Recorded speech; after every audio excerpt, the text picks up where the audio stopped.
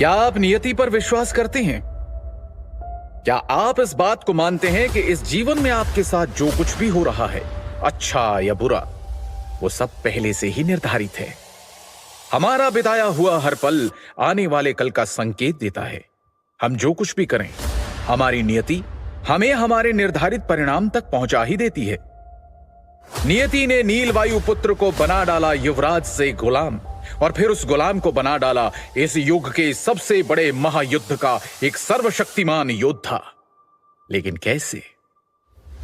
यह कहानी है सुंदरनगर राज्य की, जिसे समझने के लिए हमें वक्त में थोड़ा पीछे जाना होगा।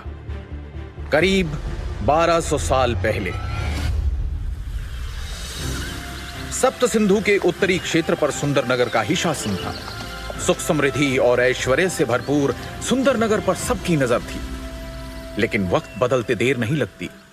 नियति के चक्र से ना आम इंसान बच पाता है, न राजा और ना ही कोई राज्य। अचानक राक्षसों की एक बड़ी फौज ने सुंदरनगर पर हमला कर दिया। वो लड़ाई इतनी भयानक थी कि पूरी धरती लाशों से ढक गई। राक्षसों ने सभी ताकतवर योद्धाओं को बेरहमी से मार डाला। कई प्रतिभाशाली युवाओं को तो वो जिंदा ही निगल गए। वो दृश्य इतना भयानक था कि उसके बारे में सोचकर ही किसी की भी रूह कांप जाए। अपनी तबाही का मंजर देखते हुए सुंदरनगर की उम्मीद तब जगी जब न जाने कहां से एक दिव्यात्मा प्रकट हुए। वो थे ऋषि भृगु।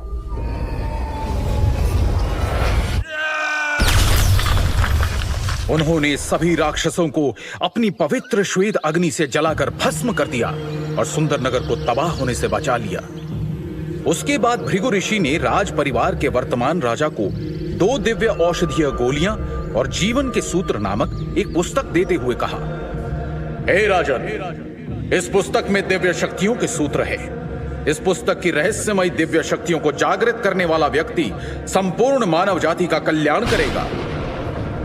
उनके द्वारा कहे गए ये शब्द बादलों में होती गर्जना की तरह पूरे क्षेत्र में गूंज उठे। तब से लेकर अब तक पीढ़ी दर पीढ़ी कई लोगों ने उस पुस्तक को पढ़ा, लेकिन कोई भी उसमें लिखे किसी भी तरह के दिव्य सूत्र को खोजने में सफल नहीं हुआ। वक्त बीतता गया।